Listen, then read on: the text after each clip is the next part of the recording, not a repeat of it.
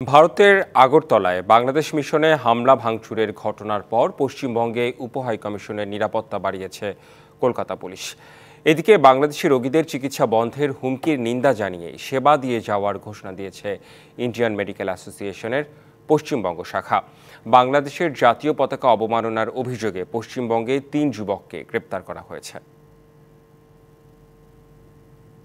রাষ্ট্রদ্রোহের অভিযোগে সম্প্রতি সম্মিলিত সনাতনী জাগরণ জোটের মুখপাত্র চিন্ময় কৃষ্ণ দাসকে গ্রেপ্তারের প্রতিবাদে ২রা ডিসেম্বর আগরতলায় বাংলাদেশের সহকারী হাইকমিশনে হামলা, ভাঙচুর ও পতাকা নামিয়ে ছিঁড়ে ফেলে একটি সংগঠন। এর প্রতিবাদে উত্তাল বাংলাদেশ। এ ঘটনার পর পশ্চিমবঙ্গের বেগবাগানে বাংলাদেশ উপ হাইকমিশনের নিরাপত্তা বাড়িয়েছে কলকাতা পুলিশ। অতিরিক্ত পুলিশ মোতায়েনের পাশাপাশি সিসিটিভির মাধ্যমে নজরদারি বাড়ানো হয়েছে।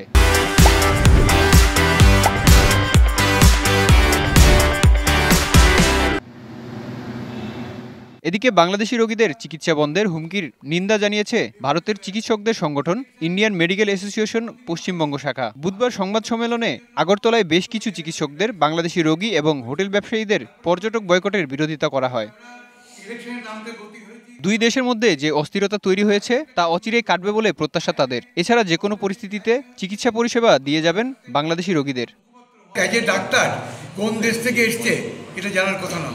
আমরা ডাক্তার মানে মানবিকতার প্রতীক, আমাদের এই মনোভাব কখনো থাকা উচিত না। যারা এই ধরনের করতে বলছি তারা বলছি যে রুগীদের মধ্যে ভেদাভেদ কখনো আনবেন না, রুগীদের আপনি চিকিৎসা করুন, কিন্তু রুগীদেরকে কোনো বয়কট বা বঞ্চনা করবেন না। এদিকে নিরাপত্তার কারণে বাস দিয়ে ঘিরে রাখা হয়েছে বাংলাদেশ ভারত রেল লাইন। মাঝে মাঝে কিছু মালবাহী ট্রেন চললেও আপাতত চলছে না কোনো যাত্রীবাহী ট্রেন। মেহেদী হাসান, ডিবিসি নিউজ ডেস্ক।